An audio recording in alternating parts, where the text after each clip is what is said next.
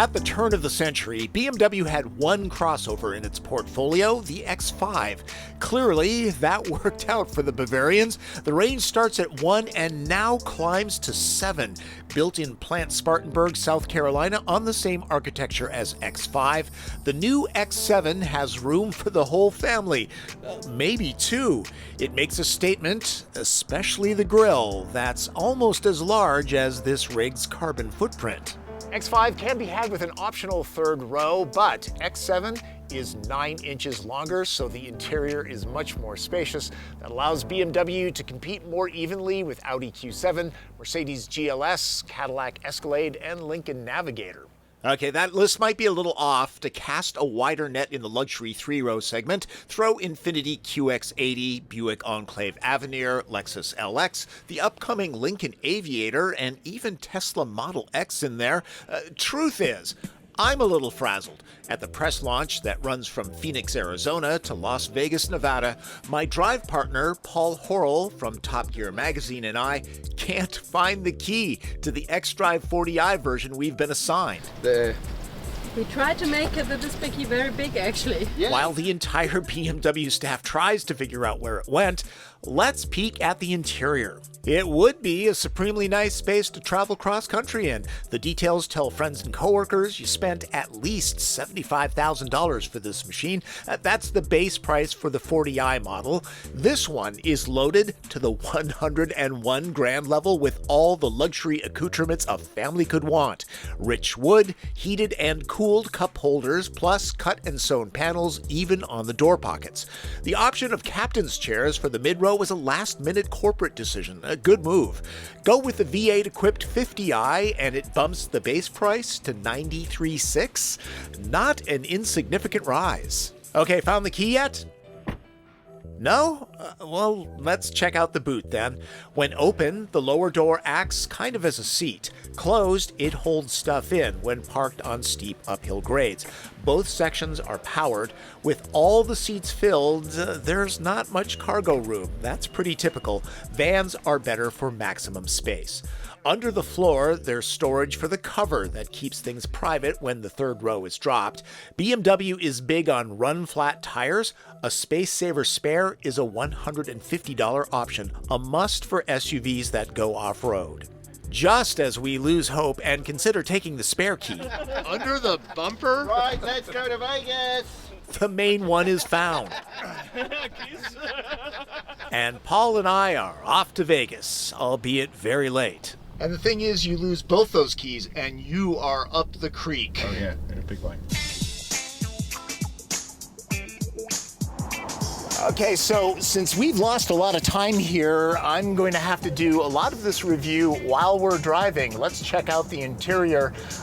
This space, very good. You can get a bench seat back here, so it'll seat 3. There's an awful lot of kit back here. Heated seats, separate climate zone, places to charge phones, cup holders. It's all here. Nobody will have any problems. And a pretty nice entertainment system. And these move back and forth quite a bit, so you can show some love to those in the third row. Let's move back there. Sorry for the butt shot. This is okay. I don't think I'd want to travel for 3 or 4 hours back here, but at 5'9", I have enough space. I could certainly get across town and not complain at all. All X7s come standard with a panoramic glass roof that doesn't just cover the first 2 rows. There's a third panel that takes care of those in the way back. We start making up time since, even at speeds that would get the X7 impounded, there's traffic that's moving faster than us. Remember, never be the fastest car on the road. The 7 would be right at home on the Autobahn. Okay, Paul, we've got about 100 miles.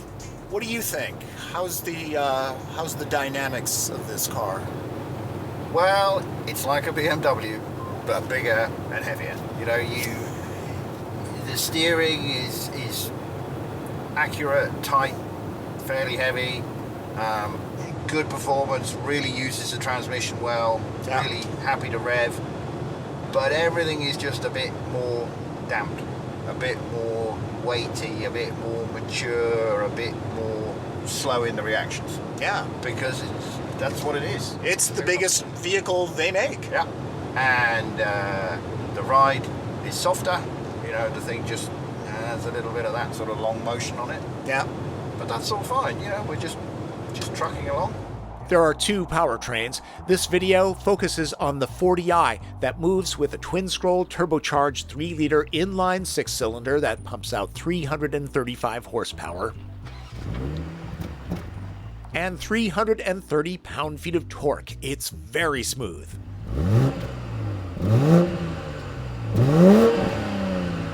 All-wheel drive is standard on all X7s, so is a full air suspension that raises the vehicle 1.6 inches for max ground clearance, or lowers it by the same for easier loading by hitting this tailgate button.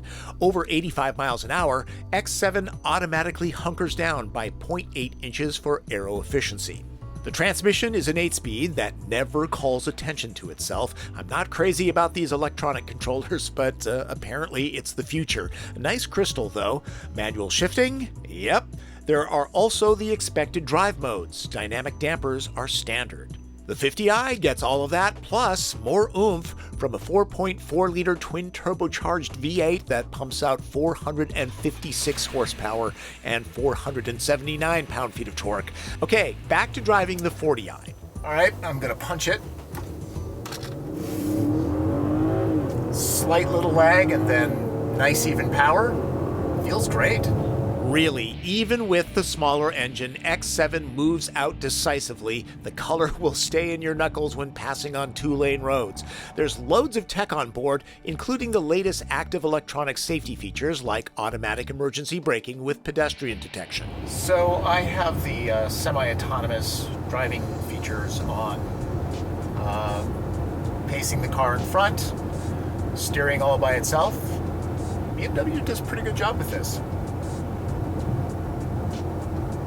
We're not in the ditch. Whoop. We're still not in the ditch though. No. Normally, power is evenly split between the front and rear axles, though all of it can be sent front or rear if needed. A rear locking differential is optional. The transmission gets topographical information from the Navi system to help keep it in the right gear. Head-up displays are useful, and this one is large and crisp. Sorry, I can't show the automated parking system. We need to keep moving. All right, let's talk about politics. It's a long drive in a small enclosed space. Yeah, What we're could gonna possibly have go fun. wrong? I mean, bringing that up, politics really affects BMW because these are all made in the United States. Yep. And I think, isn't it by value, BMW is the biggest automotive exporter in the United States? By far. It is really interesting. I have found several destinations. Which one should... We don't want to Because go you any said, of those places. you said BMW, and it activated the Hey BMW thing. What a great segue into the user interface. The voice activation system that's summoned by the phrase "Hello BMW" is not half bad. There's also the newest version of iDrive that uses this knob and dedicated buttons to get to all of the features that this car has to offer. It's touch sensitive too, and there's Apple CarPlay. I looked up the EPA fuel economy figures, and the 6-cylinder 40i gets 22 mpg average, Yep. and the 50i gets 17. And the acceleration figures, this one does 0 to 60 in 5.8. The 50 does it in 5.2. Is it worth it to spend the extra 19 grand? Do you think? Well, you are asking a European, and from any European perspective, you guys get free fuel over here.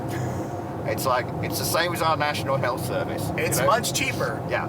So, the difference between 17 and 22, if you're buying a car in this price range, means nothing, except if you're doing what we're doing today, you're going a long way, you don't want to have to stop and gas up. Right. So if that is the real difference in economy between the two, yeah, get the car that goes further before you have to stop. And this is a very nice motor, this straight six. You know, you're not, it's not like going out and buying a 4-cylinder Mustang. You know, you're not suffering because you're in a six. Right.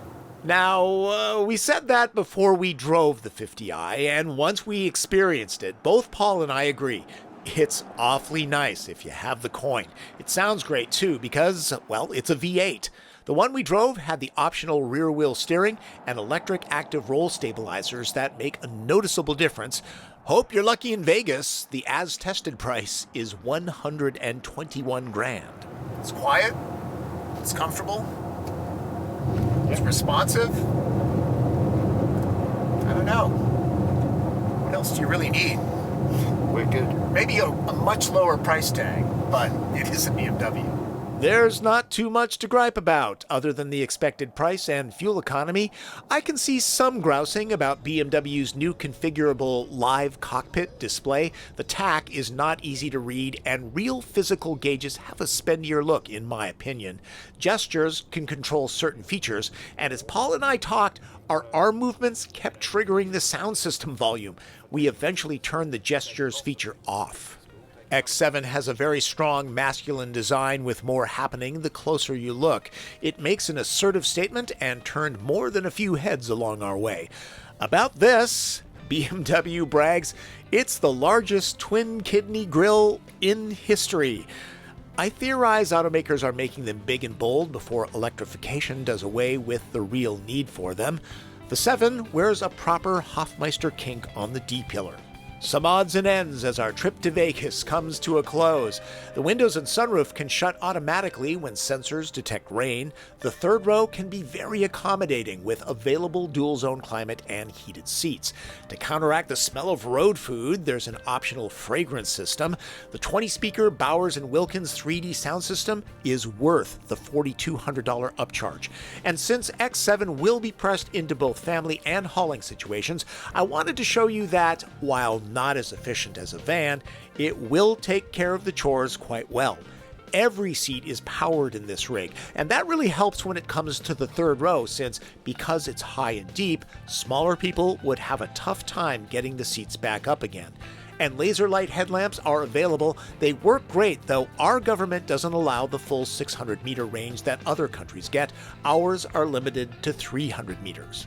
We are, as you might imagine, one of the last to roll into Planet Vegas, where we discover in stop-and-go traffic on the Strip that the automatic engine start-stop system is unobtrusive. It's pretty good. We're definitely not in the UK, are we? No. And BMW has excellent ambient lighting that can be tailored to suit your mood. It's much more soothing than Vegas neon and giant video screens. So to recap, the X7 marks a solid spot in the luxury SUV segment. It has room for up to 7 adults. It can be loaded with more tech than an entire Best Buy. And at first glance, it tells the world you're past upwardly mobile and are fully established. That delight doesn't come cheap, and all in this class are thirsty when it comes to fuel. That's no surprise. And neither would an X8. Seems BMW has found crossovers are the ultimate profit machines. So, Paul and I really were in a hurry. We lost a lot of time looking for that fob, which, by the way, has an LCD screen on it that allows you to check the time, figure out your fuel level, and see when your car needs servicing. I found ways to work quickly. This seems like a nice, quiet, remote, scenic spot when I replaced the audio in editing, but in reality, it was just off a very busy highway. Once again, I was attending an event, and full disclosure, BMW paid for transportation and lodging. Thoughts on the vehicle, though, are completely my own. And I'll leave you with one bit of advice. Keep track of your keys. Before I go, I'd like to say special thanks to Paul. What a great driving partner, and hope you enjoyed this look at the X7. A little bit different this time, but you know, you do what you have to do to get the job done, right? Right. That's Driven. I'm Tom Voelk.